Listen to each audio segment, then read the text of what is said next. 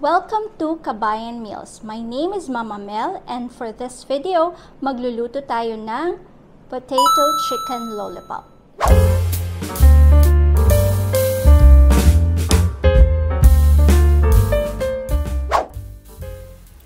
So meron ako ditong 500 grams or kalahating kilo ng chicken drumstick. And then papakuluan lang natin siya. Naglagay lang ako dito ng water, just enough to cover yung chicken natin. And then 1 teaspoon ng salt, 1 teaspoon ng ground black pepper. And then i-mix lang natin at pakuluan natin siya for 15 minutes. After 15 minutes, ayan, check natin kung malambot na yung ating chicken. Ayan, malambot na to, so hahanguin na natin siya and then isa-set aside. Meron ako ditong nabalatan ko na 3 medium size ng potatoes. Papakuluan at papalambutan lang natin siya doon sa same pot na pinagpakuluan natin ng ating chicken. Takpan lang natin siya and pakuluan natin hanggang sa lumambot. Tapos pag malamig na itong drumstick na pinalambutan natin kanina, tatanggalin lang natin yung laman niya dun sa buto. Ayan, katulad nito. Yung matitigas na part, yung parang ligament na ganyan, tatanggalin din natin siya. And then, pag natanggal na natin sa buto yung laman ng chicken natin, i-chop natin siya ng maliliit and then iset aside natin. Going back sa potatoes natin, check natin kung malambot na siya. Ayan, check lang natin kung malambot na at pag malambot na, hanguin na natin and iset aside. Lalagyan natin to ng half a teaspoon ng salt,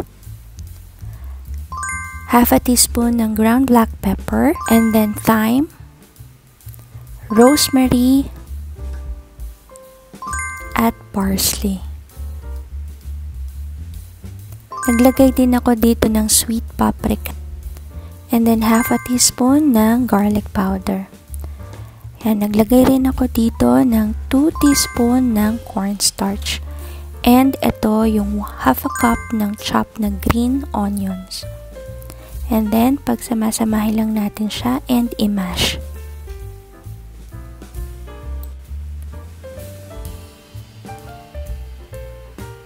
So, pag ganito na yung ating mashed potato, isasama na natin yung chinop natin na chicken kanina.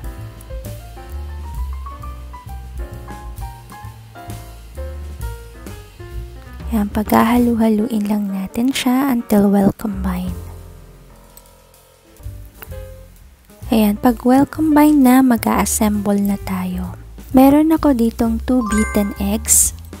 Lalagyan lang natin ng konting salt and then lalagyan din natin ng konting salt yung ating flour. Ground black pepper, sweet paprika, and garlic powder. Nilagyan lang natin yan ng mga spices para maging malasa rin yung ating flour mixture.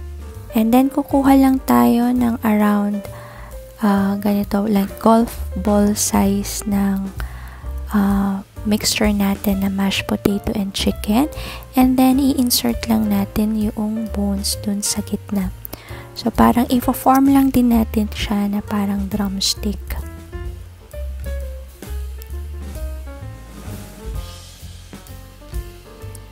Ayan, parang ganyan. And then ilalagay natin siya or i-dip natin siya dun sa egg wash or yung beaten eggs natin.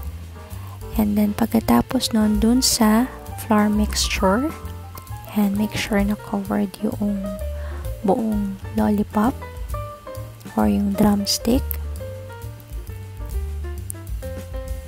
And then, i-dip natin siya ulit dun sa beaten eggs. At saka natin, ilalagay dun sa panko bread flour or Japanese bread flour.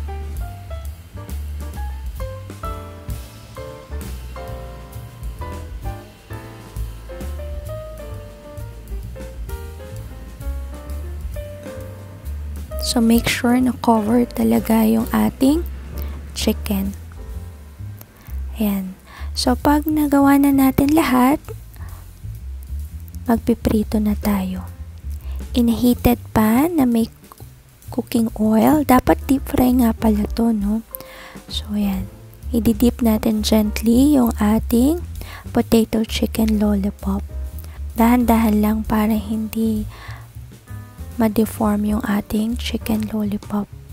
Tapos, wag muna natin siyang galawin ng mga 30 seconds and then para mag-set lang yung ating coating. And then, pagkatapos niyan, yan, pwede na natin siyang ganyanin para maluto rin or ma-fry din yung other side ng ating chicken lollipop.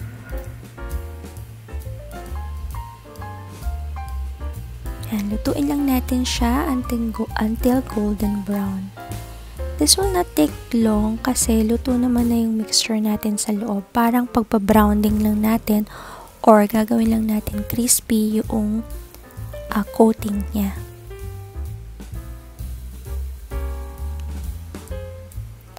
Ayan, so luto na to. Hanguin na natin siya. And then, iprito lang natin yung rest ng ating potato chicken lollipop.